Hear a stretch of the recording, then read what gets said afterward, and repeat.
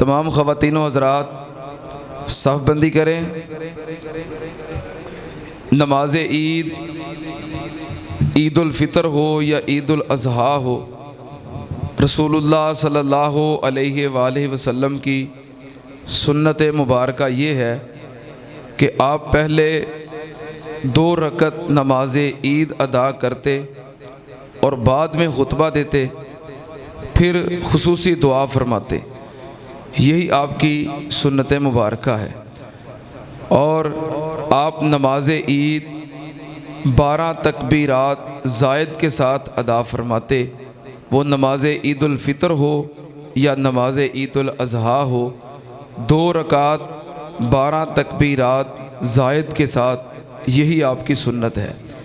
पहली रकत में तकबीर तहरीमा के बाद 7 तकबीरात ज़ायद, फिर उसके बाद सूरह फ़ातिहा, फिर सूरतुल आला। दूसरी रकत में पहले 5 तकबीरात ज़ायद, फिर सूरतुल फ़ातिहा, फिर सूरतुल गाशिया। ये रसूलुल्लाह सल्लल्लाहु अलैहि वसल्लम की सुन्नत है। इसके अलावा जो भी तरीक़े राइज हैं वो सुन्नत से हटकर हैं। इंशाअल्लाह हम हदीस रसूल सल्लल्लाहु अलैहि वसल्लम के मुताबिक, आपकी सुन्नत मुबारक के मुताबिक ईद की नमाज अदा करने की, बल्कि अपने तमाम आमाल को सरअंजाम देने की कोशिश करते हैं। इसलिए तमाम ख़वातीन व हज़रात सफ़ बंदी करें। नमाज ईद के बाद मुख्तसर खुतबा और खुसूसी दुआ होगी। जिसने सिर्फ़ नमाज पढ़ी और बाद में खुतबा नहीं सुना, उसने नमाज ईद का हक़ अदा नहीं किया। और जिसने सिर्फ़ खुतबा सुना और नमाज नहीं पढ़ी, उसने भी नमाज ईद का हक़ अदा नहीं किया, ईद की नमाज को मुकम्मल नहीं किया। और नमाज और ख़ुतबे के बाद जो खुसूसी दुआ है, ये पूरे आलम इस्लाम के लिए इज्तिमाई दुआ होती है। और ये दुआ इतनी अहम है कि रसूलुल्लाह सल्लल्लाहु अलैहि वसल्लम ने फरमाया कि इस दुआ में तमाम ख़वातीन व हज़रात को शिरकत करनी चाहिए। हत्ता कि वो बूढ़े, वो कमज़ोर जो मस्जिद में नहीं आ सकते, उनको भी आप मस्जिद में ज़रूर लाएं। और वो ख़वातीन जिन्होंने नमाज नहीं पढ़नी, उनको भी लाजमी मस्जिद में लाएं। वो नमाज ना पढ़ें, लेकिन मुसलमानों की जो इज्तिमाई दुआ है, इसमें वो भी शिरकत ज़रूर फरमाएं। ये इतना अहम मसला है। इसलिए नमाज के बाद खुतबा और दुआ में शिरकत करना ये हर मुसलमान के लिए लाजमी है।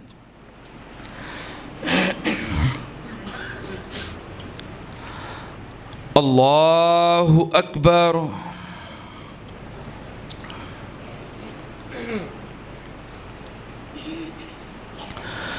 अल्लाहु अकबर। अल्लाहु अकबर। अल्लाहु अकबर। अल्लाहु अकबर। अल्लाहु अकबर। अल्लाहु अकबर। अल्लाहु अकबर। बिस्मिल्लाहिर्रहमानिर्रहीम। अल्हम्दुलिल्लाहि रब्बिल आलमीन, अर्रहमानिर्रहीम, मालिकि यौमिद्दीन, इय्याका नअबुदु व इय्याका नस्तईन, इहदिनस सिरातल मुस्तकीम, सिरातल लज़ीना अनअमता अलैहिम गैरिल मग़ज़ूबि अलैहिम वलद्दॉल्लीन।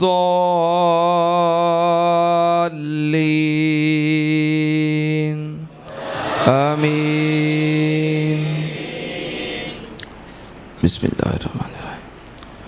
सब्बिहिस्म रब्बिकल आला, अल्लज़ी खलक़ फसव्वा वल्लज़ी क़द्दर फहदा वल्लज़ी अख़रजल मरअा فجعله غثاء أهوى سنقرئك فلا تنسى إلا ما شاء الله إنه يعلم الجهر وما يخفى ونيسرك لليسرى فذكر إن نفعت الذكرى سيذكر من يخشى ويتجنبها الأشقى الذي يصلى النار الكبرى ثم لا يموت فيها ولا يحيا قد أفلح من تزكى وذكر اسم ربه فصلى بل تؤثرون الحياة الدنيا والآخرة خير وأبقى إن هذا لفي الصحف الأولى صحف إبراهيم وموسى. الله أكبر.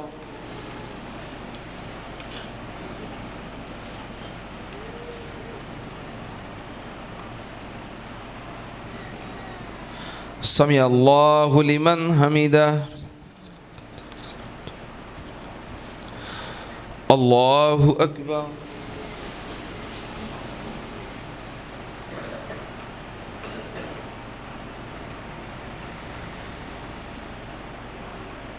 الله أكبر.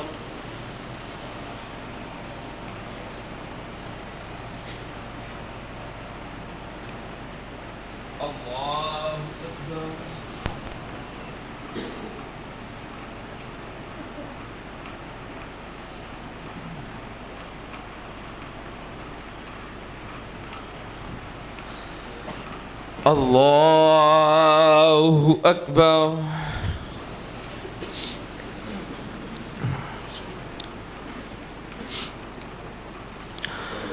الله أكبر. الله أكبر. الله أكبر. الله أكبر. الله أكبر. الله أكبر. بسم الله الرحمن الرحيم. الحمد لله رب العالمين الرحمن الرحيم مالك يوم الدين إياك نعبد وإياك نستعين اهدنا الصراط المستقيم صراط الذين أنعمت عليهم غير المغضوب عليهم ولا الضالين آمين. بسم الله الرحمن الرحيم. هل أتاك حديث الغاشية وجوه يومئذ خاشعة عاملة ناصبة تصلى نارا حامية تسقى من عين آنية ليس لهم طعام إلا من ذريع لا يسمن ولا يغني من جوع وجوه يومئذ ناعمة لسعيها راضية في جنة عالية لا تسمع فيها لاغية فيها عين جارية فيها سرر مرفوعة وأكواب موضوعة ونمارق مصفوفة وزرابي مبثوثة أفلا ينظرون إلى الإبل كيف خلقت وإلى السماء كيف رفعت وإلى الجبال كيف نصبت وإلى الأرض كيف سطحت فذكر إنما أنت مذكر لست عليهم بمسيطر إلا من تولى وكفر فيعذبه الله العذاب الأكبر إن إلينا إيابهم ثم إن علينا حسابهم. اللهم حاسبنا حسابا يسيرا अल्लाहु अकबर।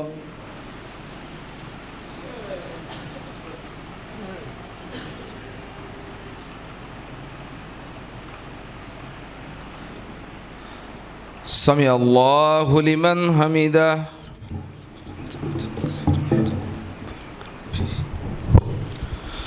अल्लाहु अकबर।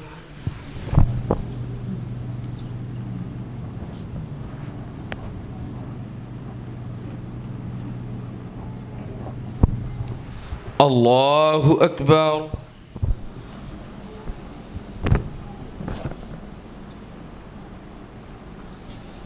अल्लाहु अकबर।